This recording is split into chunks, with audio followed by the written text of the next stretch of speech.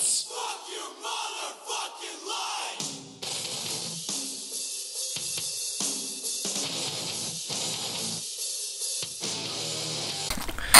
Welcome to the fourth broadcast of Putting Time in the Booby Hatch, a podcast dedicated to the weird, the macabre, and the just plain fucked up. For those of you who are noticing, we got a new microphone, so the audio quality is so much goddamn better. I'm Angela Mastery, and I'm here with Richard Ritchie. What's up, motherfuckers? And we have to give a shout out to loyal listener and Richie's girlfriend, Jess Shelsky. Today is her 21st birthday. Happy birthday, beautiful. I fucking love you, and I cannot wait to get drunk with you at the bar tonight, and I don't have to walk into the fucking store to get your goddamn sparks anymore. I'm sick of carrying 6 goddamn cans around in the fucking store. It sucks. I love you. You wanted to talk to Dexter? Oh, yeah, we got to give a shout-out to my buddy Dexter Moran, because he wanted to be on the show, but he's stuck at the shop till about 4:30, so... Yeah, trust me, one of these days, we're getting you on here, man. We'll do a later recording one day around like 4:30, 5 o'clock, whenever, you get off work, so you could be on the show. We got you, buddy. Okay, you remember that, I think it was our second podcast, where we covered that owl in Portland that was attacking pedestrians? Stealing hats and shit? Yeah. Apparently it's happening in the Netherlands, too. The residents of one Dutch town are cowering under umbrellas after an aggressive owl swooped out of the sky, sinking their talons into them and gouging their flesh. Apparently, the revolution has begun. It's only a matter of time before it's like in Occupy movement, where it's happening in like Taiwan and London and all that shit. It's like Alfred Hitchcock's The Birds. They're just swooping out of the sky, attacking people and shit for no fucking reason. Stealing fucking hats. It was having a brick laced with nails having thrown at your head, one eyewitness said. Damn. Fuck, don't those things, they fly at about, 30, 40 miles an hour? Oh, and the other thing is, when they're going, they're fucking dive bombing. Oh, yeah, they're like... So that jumps up. They're going 30, but it feels like 60 when they hit you. Right. So... Because they're flying at about 30 when they're going straight, and then they dive bomb from going 30. And right when they dive bomb, they hit the air brake and they lash out with their claws. Oof. So all the kinetic energy is going right for your head. Oof. And this one's apparently like 24 to 30 inches tall. It's like did the guy say it was like a brick full of nails hitting you in the head? Yeah. Now when we go out at night or when it's dark, we only go out with umbrellas. Yeah, like that's gonna fucking stop them. Right, for real. Like those talons aren't gonna rip through fucking cheap fabric. Oh shit! It's made to stop water. Yeah, it's made to stop rainwater, not sharp talons. What are residents of this town gonna dig out the birdshot and shit? Right. Isn't that like the cheapest ammunition available too? Oh, not only that, but it's the easiest to hunt birds with. Well, yeah. Especially something that's basically taking anabolic steroids. Well, aren't owls illegal to hunt though, too? They can be. Yeah. Certain species are. In a public place like that, though, I'd imagine. But, at that point, too, if it's an epidemic, wouldn't you want to just say fuck all? All right. And be like, fuck you, owl. I know you hate Star Trek, but I have to address this. That Leonard Nimoy died? Yeah, he died over the weekend. He died over the weekend at 83 years old. 83? Yeah. What the fuck's sad about that? He was old. I know, but the man is an actor and a writer. Yeah, he was famous for a show where they talked on a spaceship. They talked. Talked and talked and wore stupid-ass ears and talked and talked and talked. But that is what started the sci-fi genre. And then had the first gay marriage, and then talked and talked and talked and talked. See what I mean by when he hates it? The gay marriage part was honestly the only cool thing they ever did. Other than that, I don't really give a shit. He apparently died to end-stage COPD. I'm a Star Wars fan, if you couldn't tell. Yeah. He apparently died from COPD, chronic obstructive pulmonary disease. See, I'm not laughing because you said he died. It's because you said COPD. That's just an inside joke. There's you remember Jeff Lunner from high school? Yeah. His stepdad, his name was we called him Skip. His real name was Dennis. Yeah. And he talked like this, bud. He had this stupid fucking voice that he always talked to, and he had COPD. So anytime I would like go outside to smoke a cigarette, he'd be like, "Don't do that. I got the COPD. You could fucking kill me. If the smoke goes into the house and I breathe it in, I'll fucking die." Why did that sound like an elderly Bubbles from Trailer Park Boys? Because that's what Skip sounded like. Dude, like, he would fucking, oh my god, like, I would go over his house, and, like, he knew I was a bass player and shit, and he would, like, he would get drunk and pawn off, like, one of his guitars, you know, for, like, more booze, because he would, like, run out of liquor money and shit. And I would go over Jeff's house, or I'd just be walking past Jeff's house, because it was right around the corner from me, and he'd be like, "Now listen, bud, I ain't pointing any fingers, but I can't find my 1969 Les Paul guitar. Now, I'm not saying you stole it, but did you steal it, bud?" And I'd be like, "No, Skip, I didn't steal your fucking guitar. I play bass." Oh my god. "I'm pretty sure you pawned it for more liquor money." And then I'd see him like a week later and be like, "Hey, bud, remember when I said I thought you stole my guitar? Well, I went to the pawn shop and there it fucking was. Now, either you stole it and you sold it to the fucking pawn shop, or I pawned it for more booze. I don't know. I couldn't be more fucking confused." And I'd be like, "Skip, you're an asshole. That reminds me of a... Fuck you." That reminds me of this one dude I used to know. He was a coke dealer, right? Mm-hmm. And like you'd go to his house and you leave like with half a gram and a guitar amp, because he ran he dealt with musicians a lot, so it was like a pawn shop service for drugs. Oh yeah. What made it even funnier is the fact that he had like stacks of instruments like to the fucking ceiling. Dude, I need a new amp though. I need to like meet this guy. Well, like, he got thrown in jail. Oh, so damn. Cause like I don't like. I mean, I like cocaine just as much as the next guy, but what I really need is a new amp for my bass, though. To be honest, like. I mean, this is the kind of guy who could taste what the cocaine was cut with when he'd inject it into himself. I didn't know you could inject it. This stuff's cut with baking soda. I didn't know you could inject it. Yeah, how do you think they used to, like boxers and shit used to do it?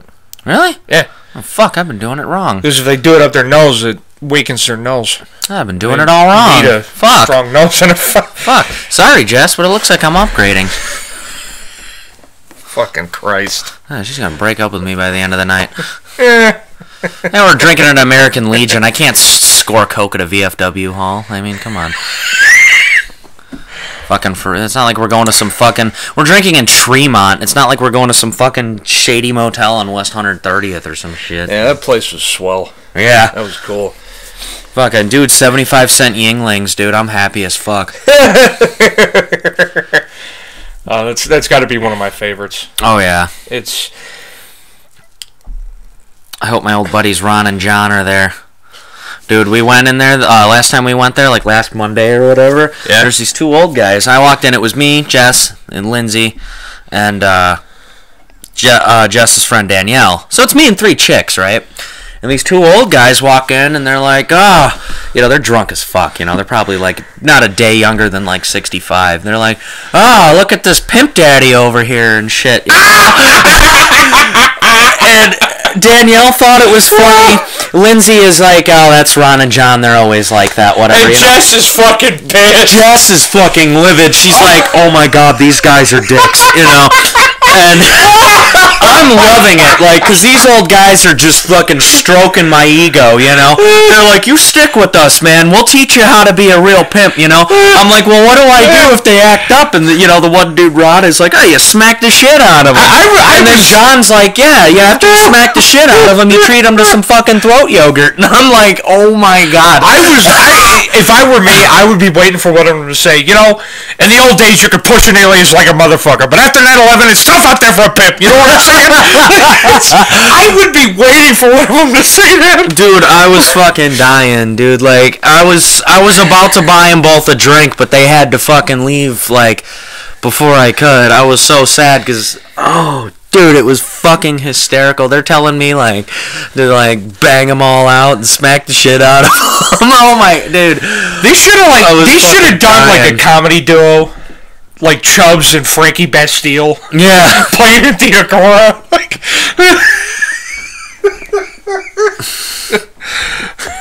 fuck.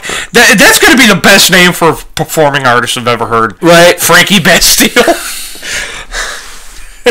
He's like, he doesn't want his name in the paper. He doesn't want his name on the marquee because the IRS and an ex-wife is after him. So this guy's on the lam doing stand-up comedy. Well, you want to talk about performance art, dude. Fucking anybody... You're familiar with G.G. Allen, of course, right? Oh yeah. I'm a diehard fan. This guy shoved a banana up his ass on stage, pulled it out, and started chucking it into the audience. Oh, dude, he did worse than that. Oh, I bet. Dude, you know why he constantly changed band names? Those were just alias band names because he was banned from God knows how many clubs in the United States. So, like, when it would show up at, like, the Euclid Tavern or whatever, it was, you know, they were the Toilet Rockers. But no, it was really G.G. Allen and the Murder Junkies. But they didn't know that until they were 30 seconds into their fucking set, and he was flinging his poop at people and fucking raping women on stage and shit like that. Like, I mean, like, and dude, what was it? His drum player was the brother? Or? No, the bass player. Well, the bass player, it honestly looks worse than him. No, he looks like Hitler if he was a fan of the Grateful Dead. Yeah, he really does. Like, he's got like the fucking mutton chops and the Hitler stash and shit. Like, if Hitler was a fan of '90s alternative, yeah, that's what he would look like. Oh, dude, I can't hear you. I'm so wasted right now. So I gotta read this thing. This the Greek finance minister. You know how Greece is a country of and in ruins. Mm-hmm. You know. Speaking of fucking Romans and shit, like Greece and all that. But let me finish this. The Greek finance minister came on TV, and he said, and he tried to calm people down in the most Greek way possible. He says, and I quote, "Sometimes you have to tie yourself to the mast like Ulysses and brave the sirens. We intend to do this." That's a horrible reference for two reasons. Number one, everybody in that story but Ulysses fucking dies.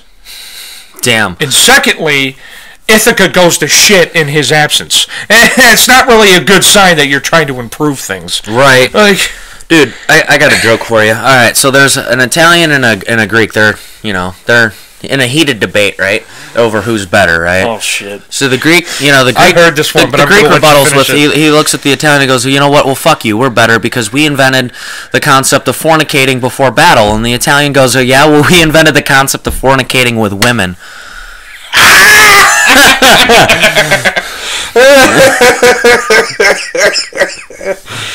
Dude, I'm neither one of those things, so I'm a racist all the way around, but I don't really give a fuck. Yeah, I mean, like, fuck, Alexander the Great was a known bisexual. Was he? Yeah. When in Rome, fuck a dude. Well, this guy was fucking Greek. He was from modern-day Macedonia, which is like... in Spain, right? No, that's northern Greece, like Eastern Europe now. Oh, shit. But still, guy was a fucking asshole. I'm thinking of Barcelona. Never mind. Macedonia, Barcelona. Tomato. Oh, yeah, fuck off. Yeah, right. Fuck all and all. Both countries make shitty beer. Right. Anyway, fucking really. I had a more funnier topic. This article's right up our alley. Floating strip club accused of dumping poo into the harbor. Anchorage, Alaska. Wait. Can you repeat that entire fucking title? This is out of Anchorage, Alaska, so right there, whatever. But floating strip club accused of dumping poop into the harbor. That is the greatest fucking thing I've ever heard. We need to go to this place. Ever since a crabbing boat was converted into a floating strip club off the shore of an Alaskan island, it's been beset by legal troubles over safety rules and liquor laws. Now there's allegations it's been dumping human shit into a harbor.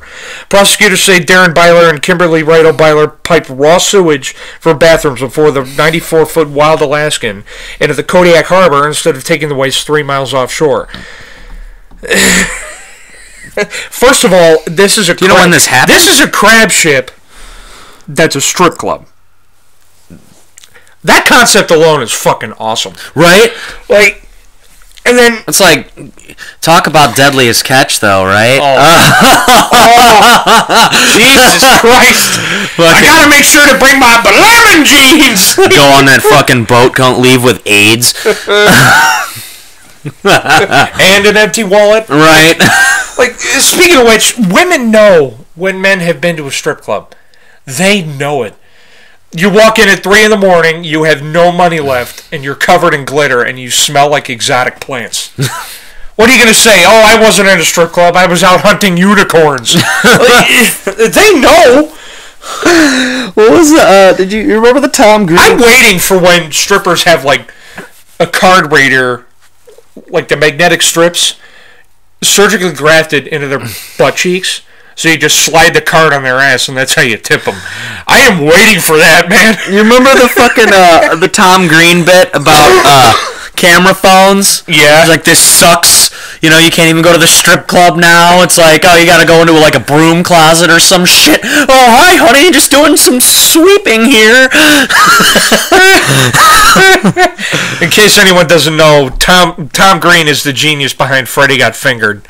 Oh my god, I love Tom Green. He's he was like fucking like damn near pro skater back in the 90s too. I would bet. Like all the skating scenes that he did, like when he was skating through the mall and he's skating the mini ramp, and Freddy Got Fingered. That's really him. That's not a stunt double. Like that's Tom Green. He's really that good at skating. Like I love him so much. I want to skate with Tom Green so bad. I want to skate with him and smoke a blunt with him. We all do, Richard. And drink at least 8 beers with him each. Speaking of beers, 75 you remember that tonight? Well, but you remember that Jim Norton bit about the locker room? I remember the one about I'm going to join a group today. Well, no, this actually fucking happened to me. I was working out at I work out at the rec center on occasion. There's this old fat white guy. There's a lot of those. Who, like, parades around how small his cock actually is. Like, yeah, he will go like this, like, hey, what's up? And like, it's to the point where you know it's fucking there. And no matter how hard you try to look away from it, it's there. And it bothers the hell out of you. Like he's overly comfortable with his masculinity? Yeah, and listen, this thing, honestly, his nutsack is so huge, it looks like a hornet's nest with a doorbell. Right in the fucking middle of it. God, ew. Like, it's one thing to be comfortable with your masculinity. Like, okay, like you're on the football team or whatever. I want to hear. And you got to take showers. It's like, okay, I'm just going to walk in and be naked. Nobody's going to, we're not laughing at each other's cocks. We're just taking showers because we fucking stink. Whatever, that's cool. But there's a difference between that and just walking around the locker room with your cock out and making people uncomfortable. I mean, like, listen, I want to look at him and just go, I know this is rude, but that is unacceptable. Right. Like, I want to set it on fire and put it out with a fucking shovel. It is, oh my God. How old is the guy? He's got to be in his 70s. Like, how does it get that small? So he's so old that he just does not give a fuck, basically. Yeah. He's just beyond the age of fucking caring. If you get him drunk, there is a great story behind it. Oh, like, dude, how small? How did it get that small? And he's like, well, I used to install windows for a living. Back when the unions used to fucking mean something. Or some shit. I don't know. Whatever the fuck old people say. I know you hate the band Rise Against. But there's this one song on their new album. Give or take. Okay, new album. Yeah, that's what I hate. It's called Bridges. Uh-huh. And the tagline for the song is, we built the bridges we now sleep under. Uh-huh. I don't care who you are. That is a powerful fucking lyric. What, about being homeless? About how people are working so hard. And then, like, getting laid with off. their hands, and then it's just like, oh, yeah. You don't have initials behind your name. We don't fucking care about you. Right. like all the layoffs and the unemployment rate and all that shit, like, it makes sense. I mean, Rise Against always been kind of like more of like a politically active, like, I mean, they're paying attention to current event type, like, their last album, Endgame. Mm-hmm. The one before the most recent one, they had a song called "Make It Stop," where it's talking about a bunch of these kids who made national media, where they committed suicide because they were being bullied over being gay. And they actually mentioned those kids' names in the song. I've heard that one before. That's powerful. I think you showed me that song before. I can't remember. It's like they have always tried to have a message behind what they do, and I admire that. Right. Out of any group. You know what song I liked was that Anal Cunt song, Caring About Anything Is Gay. Well,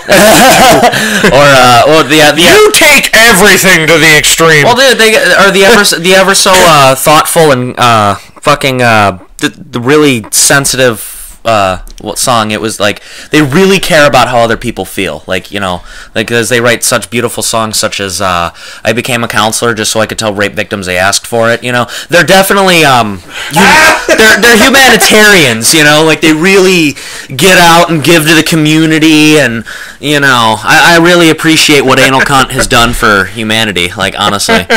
And by what they've done for humanity, I mean give sick fucks like me something to laugh at and piss and something to glare in my bedroom. And then old people listen to this and are like, this isn't music! Right, exactly. When I listen to this, you dressed like a woman and you sung about the devil. That was music! I mean, you had one ballad every album!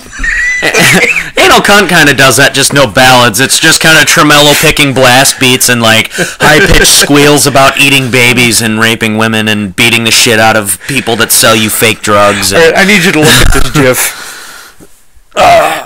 The guy he throws a brick against a car window, but bounces off. It bounces back and cracks him in the face and knocks him the fuck out. That's funny as hell. And this is actually coming out of Ireland. The Irish Examiner. Bum owner Jerry Brady and his business partner left work late one night to find a man passed out on the road next to his partner. I feel like every car in Ireland should have windows like that. I mean, it's a country full of drunks! Right. Although I will say this. Have you seen their anti-speeding commercials? To the credit of the Irish, though, they're at the front of Europe's tech boom. Really? Yeah. Have you seen... Dude, I saw this... My buddy Mark Pennington. Shout out to Mark Pennington, by the way. He showed me this fucking funny-ass anti-speeding PSA from Ireland, right? It starts playing like this sappy little... Was this the one you mentioned before? Have I mentioned this on the... Where it's the Sweet Child of Mine? Yeah. You mentioned this last episode? I think it was the second one. Okay. You might have said something. Oh my fucking God. Anyway, yeah. It's like... Don't beat up ambulance drivers. Speaking of bars, like that, there's this one thing on a website. It's got like these funny bar signs. Like, how they have the chalk thing they put outside the bar to get people to go in? Yeah. There's one of them, we like our beer the way we like our violence, domestic. Any children caught unattended will be given caffeine, a Red Bull, a puppy, a kazoo, and taught to swear. That's awesome. They have an arrow pointing into the bar. Go this way, beer. This way, possible mugging. That fucking some of these are just goddamn creative. And the Post 58 American Legion, where we're going to drink, dude, I love their no trespassing sign that they have. It says, "Is there life after?" Gun? Yeah, the hand holding the gun. It says, "If there is there life after death, trespass here and find out." That's dope. I don't know why you'd want to go in there and cause trouble. Right. Like you walk in there, it's just a bunch of goofy old drunk war vets that just want to shoot pool and have a few drinks with you. Like, why start shit there? Like, it's impossible to not have a good time there. Yeah. Every time I've gone in there, somebody's bought me a drink. Like, every fucking time. Absolutely. Like, the bar back. I found out that guy, Dale, that bought us all drinks, that was the bar back. Yeah, I went in there. I returned the favor to him the last time I was in there, and he was really, really appreciative of it. Yeah, he was a pretty swell guy. He wanted me to get in on the pool tournament they were having that day, but we weren't able to stay that late. Yeah. It was like a $10 buy-in. I had the money for it and everything, and I was like, yeah, dude, I'm about to whoop on some more veterans and some pool. But no, we couldn't stay that late, so I didn't even bother getting in on the tournament. But Yeah. oh, Shane and Claire are supposed to go tonight. I'm hoping to get a few games of pool in there. If it wasn't for the fact that I had no money, I'd go. Right. Like, they have like fucking nothing. So I think Jess also fucked up and mentioned that you were 19 or something, but who gives a shit? I don't think Leslie even gives a fuck. Yeah, honestly. if you can join the military, be accepted into contracts, and drive a car by the age of 18. No, you know what it is, dude? The U.S. government recognizes that until you are 21, your flesh is bulletproof and your liver is made of toilet paper. That is why. That is why you cannot drink until you are 21, and you can join the military at 18. I mean, like, Europe looks at us like we're fucking nuts. Right. The average drinking age over there is 15. Yeah. And even then, in countries like France and Germany, you can buy like certain types of alcohol. Yeah. Like certain beers have lower alcohol percentage. Mm-hmm. People like 12 years old can go buy them. Like 2%? Yeah. Like 2-3% shit? Like a 12-year-old could buy like a 6-pack of Seagrams or some shit like that? Like, yeah. No, fuck, dude. Wow. And even then, that's when you just get a 15-year-old buddy. Like, if you're 12, 13, chances are you got a buddy that's like 15, that's like at a couple grades above you. I already know you. Hey, I'm going to go get the 6-pack of Seagrams, you go get the fucking 12-pack of Guinness, and then we're going to go fucking party. We'll give the 6-pack of Seagrams to your fucking sister, and then me and you will drink the fucking 12-pack of Guinness. I mean, like... And here in the U.S., like, if we keep it under 21, kids won't buy it. Hey, I have you. Right. Like, fucking for real. Like, every time we go to the fucking store, I'm the one going in and buying the fucking beer. Like, not anymore, Jess! You motherfucker. Just kidding, we love you. I'm not. Alcoholic bears are finally freed from a hellish Russian prison. You say alcoholic bears? Yes, they're alcoholic. They're circus bears that get addicted to vodka. Like the ones that play like hockey and shit. Yeah. Did you ever see that video on YouTube with the bears playing hockey? Yeah, they abuse them and get them addicted to vodka, and they're finally getting taken out. So like they get them addicted to vodka. So like they'll be like, okay, if you do this trick, we'll give you a shot type deal. More or less. I want to say that that's kind of awesome, but that's so unethical that I can't really say that. I mean, you know what I mean? Yeah. Because, like, alcoholism runs in my family. Like, my grandfather, like... And not only that, this is an animal that doesn't know the risk. Right. Like, okay. I'm so Irish, my grandfather died of cirrhosis of the liver. Like, you know what I mean? Like normally I'd say, like, oh, that's kind of funny. Like, bears, they're alcoholics. But, like, they're bears and they're alcoholics. Like, that's... Not only is that sad, but that's terrifying. Imagine the bears going through withdrawal. Oh my God. That would be terrifying. Oh. Like, if they get ornery and, like... I mean, dude, they're, like, violent enough. Right. I mean, I think this will just cause problems that are more insane. Like, rehabilitating them? Imagine being the poor bastard that has to tell that bear no. Like... Oh my God. Fuck that. Dude. Alright, you know that group ISIS? Yeah. The Islamic State of Iraq and Syria? Yeah, Alan Cox said we should drop Ebola-ridden bukkake bombs on them. I think that has to happen. I think that's a genius plan. I read articles this past week that infuriated me. It's not so much the loss of human life. They decapitate more journalists or some shit? No, the loss of human life is tragic enough. Now they're targeting a library that has been around since Roman times. Where at? In Mosul, Iraq. Okay? Yeah. Back when Iraq was still a trading hub, the Romans would come there to trade, and they ended up founding a library there. 8,000 different manuscripts, some of them older than Islam. Wow. And they burned everything in that building, and they leveled it. Wow. And then there were monuments around the gate of Mosul that go back to Mesopotamian times, close to 2,000 years before Why did they Islam do it? Were there was founded. Were there manuscripts that, like, more or less, like, had theories that went against what Islam believed or something? Oh, no, like that? they had everything. There were manuscripts concerning science, architecture, geometry, astrology, medicine. Why'd they do it though? Because it wasn't control. And educated people are people that are gonna fight back. See, because there's people that can go there and read these manuscripts and be like, this is what's wrong with your fucking theory. Fuck you, I'm not gonna follow you. And that's not the first time this has happened.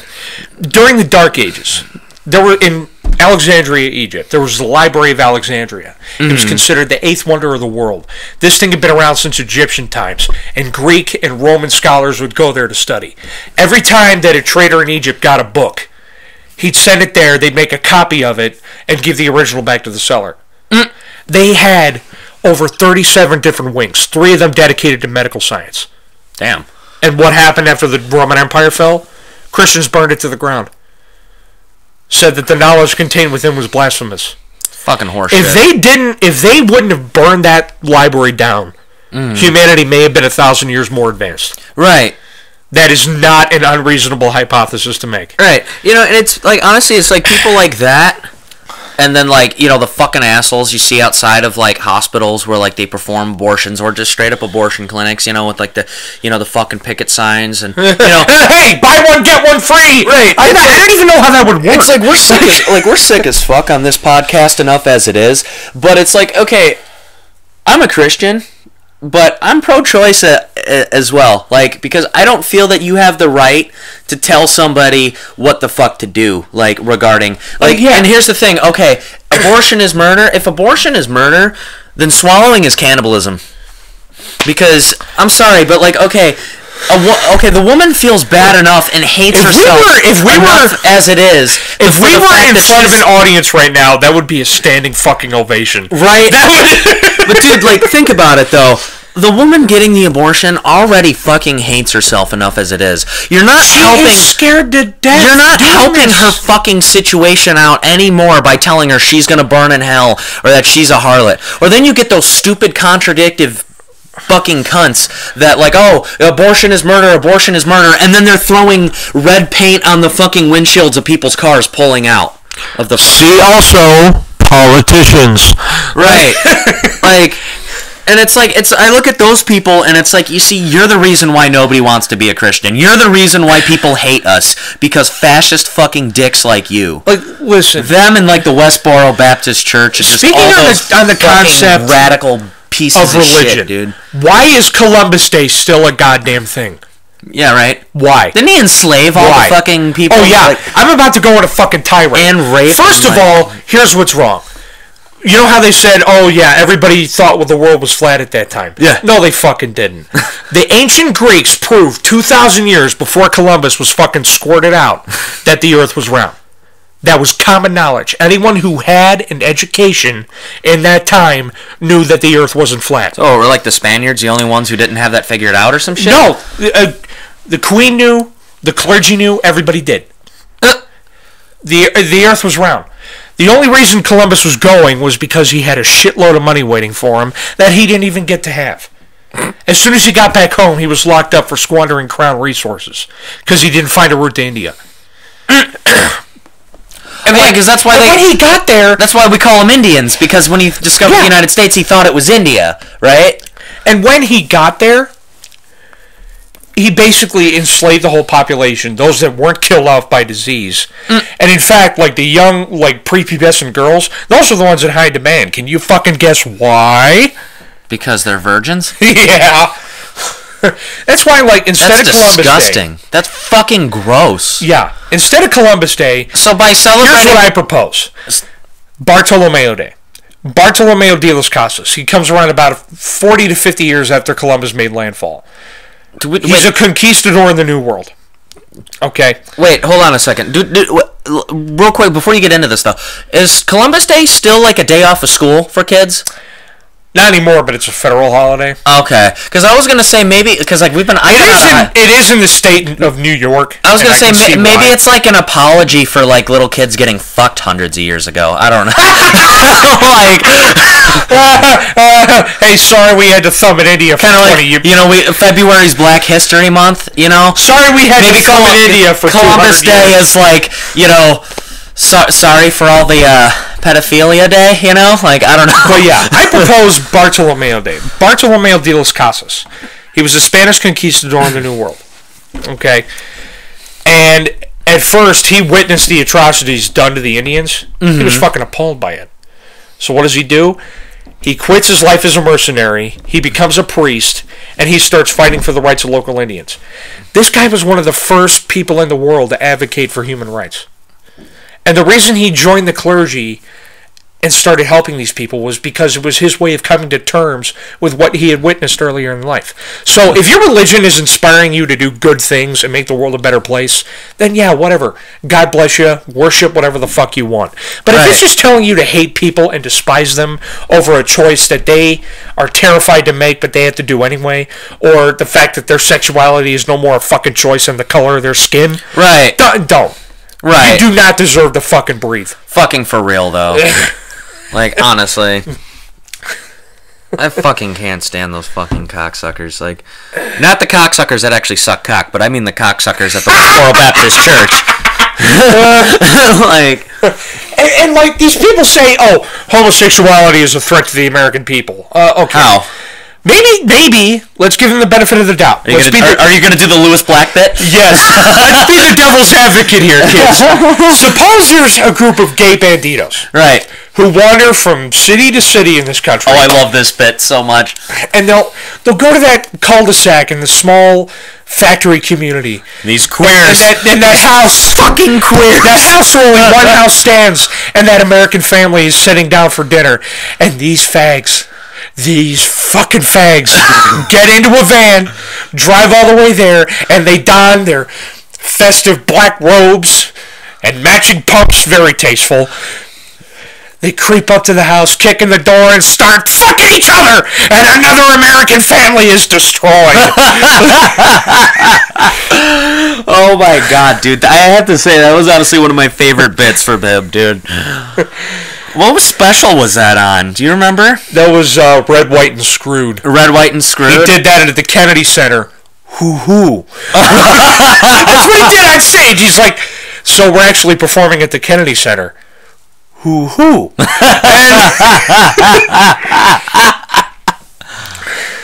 And then he was talking about how, listen, Dick Cheney is so charismatic.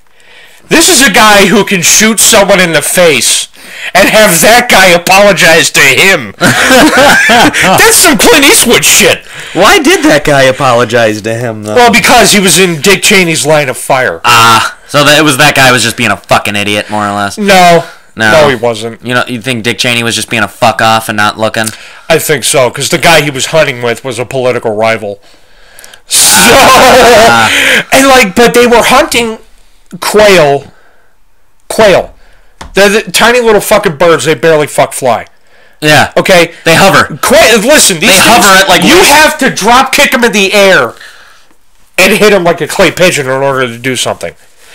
And it was on a gaming reservation. They were at a preserve. They turned a petting zoo into Auschwitz. Oh look, we got him in the corner. And the hunting party was really upset because after that shooting happened, they were going to go hunt rabbits with multiple sclerosis. Okay? Oh my god. Well, when you work under Bush, I mean... and Bush was... There was the Will Ferrell, You're Welcome, America. Did you ever see this? Did you? Will Ferrell, he was impersonating George Bush. Oh, yeah. And he was talking about his cabinet members, and he was like... Dick Cheney, I walked in on him in the White House one time. He was in the basement of the White House. He was being fucked by a giant goat devil in a room full of pentagrams. And his breath had this ammonia scent to it. And he looked at me with these silver glowing orb-like eyes and spoke to me in a language I knew in my heart had never been spoken in 1,000 years. That is Kolaya! And I just ran. I got the hell out of there.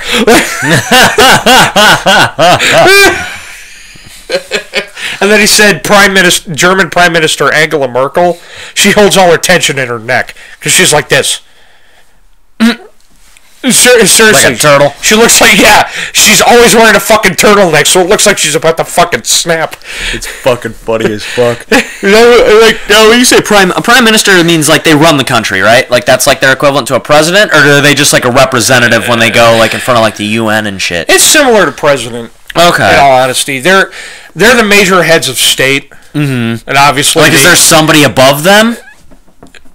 Or well, it's like a constitutional monarchy is very similar to a democracy, where it's an elected body that's making the rules. Okay. The prime minister. So I know in is England, the state head. like the king and queen have like literally no fucking power whatsoever. They're just like, because there's been a king and queen since day motherfucking one of England, it's just kind of like a tradition. Like they're kind of there for show.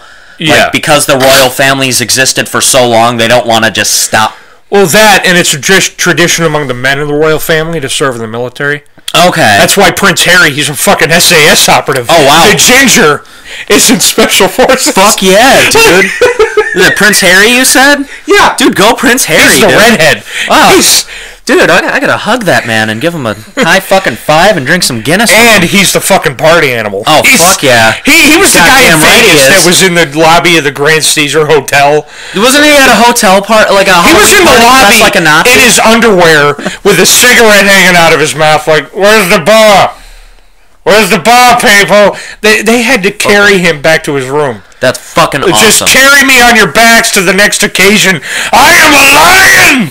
That's fucking awesome. Wasn't somebody in the royal family, didn't they go to a Halloween party dressed like a Nazi?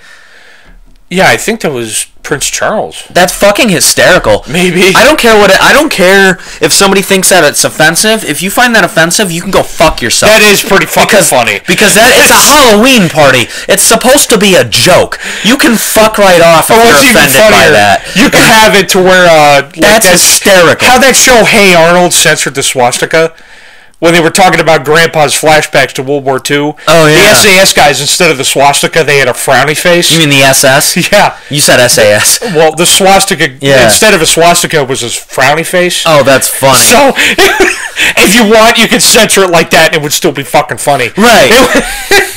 That's fucking hysterical. All you need is the haircut and the stash, and boom.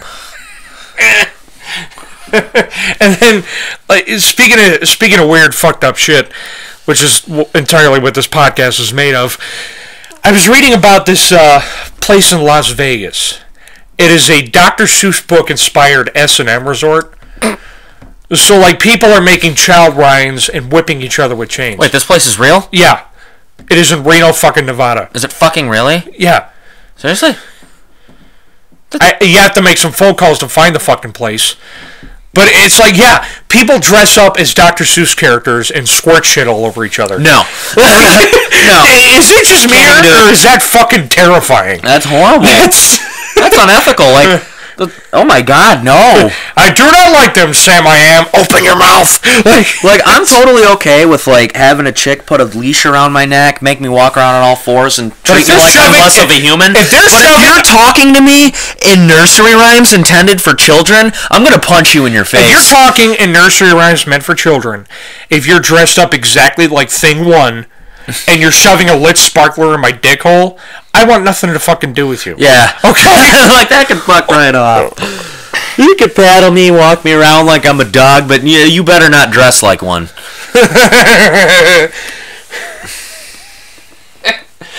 You know what's even funnier? While Dr. Seuss was writing his books, he was an alcoholic. That's fucking funny. Was he really? Like, yeah, and there's a part of me... And weren't half his books written on a bet? Too. Yeah. Like, some of them, you can't write a book that only has 12 words in it. And he's like, fuck you, I will. And then he becomes like a fucking millionaire. And some of them he wrote while he was suicidal. He did it as a coping mechanism. Wow. Yeah. And he said, and I quote, the book Myrtle the Turtle is about Adolf Hitler. Wow. Because, like, in the book, it's a turtle who stacks himself on other turtles so he can see far. Yeah. Then they all end up collapsing. Wow. Myrtle the Turtle is Adolf Hitler. There's your PSA, kids. Right. Well, I mean, the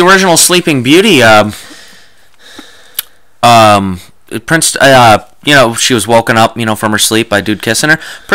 The original story, like the Brothers Grimm or whoever the fuck originally wrote it. Yeah, the Brothers Grimm. Yeah, Prince Charming didn't kiss her; he raped her, and she woke up because she went into labor. And in Cinderella, those two ugly half sisters mutilated their own feet to try to get their feet to fit in the slipper. That's fucking dope. Wow. Yeah. I know the original, like, Rumpelstiltskin, he killed himself by pounding his foot so hard into the ground that it stuck, like, ankle deep. He grabbed his other foot and ripped himself in half. Like, that's dope. That's pretty fucking cool. Like, that's some fucking death metal shit, dude. Like, we need to get, like, fucking 6 Feet Under to write a song about that or something. I found the perfect name for a gay bar. The Ramrod. Oh, God. Oh, fuck. Or like, what was Julian's bar from Trailer Park Boys, The Dirty Dancer? You just hear Donnie in the background when they pull the sign off. It's Patrick fucking Swayze's bar! Dude, March 27th, dude. Everybody get on Netflix. Fucking season 9 of Trailer Park Boys. Yes! We're making a fucking party out of it, dude. We're gonna get fucking drunk and high and watch the fucking whole goddamn season. Why are you wrapping cheese on your bird? Why not? Well, gee, I don't want to be known as the guy that just goes around slapping badonkadonks. Okay, I think I found the winner of the Darwin Awards. The Darwin Awards is this thing where stupid people are put on the internet and they're not allowed to breed anymore. Right. This kid, he makes like a swimsuit out of Mentos. And he jumps. Aren't a lot of the people that given the Darwin Award like dead due to some dumb shit they did? Yeah. Like this kid, he makes a suit out of Mentos and he jumps into a bathtub full of Diet Coke. What a fuck off. And he ends up in the hospital with fucking chemical burns. What a fuck off. That's... Wow.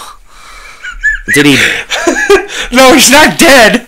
Oh my God. But, like, I was watching this one thing where these guys had these sodium-activated, like, bombs. And when they hit water, they explode. And they were, like, sitting in a bathtub wearing these festive hats. And they threw them in and they started going off, like... And they were hopping out of the water. Sparks and shit were flying everywhere. And then this guy comes on. Don't you worry, the hats were fine. And oh my God. What a dick. That's fucking awesome.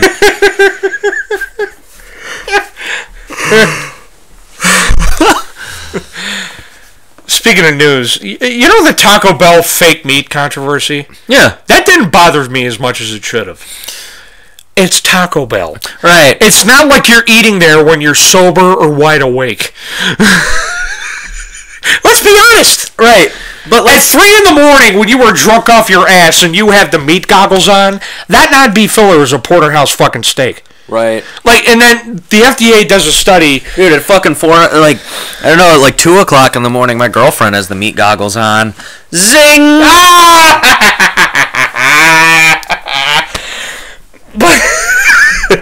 But like, the FDA does a study, your meat is only 30% meat. And then Taco Bell takes out a full-page ad in USA Today and says, hey, fuck you, it's 80.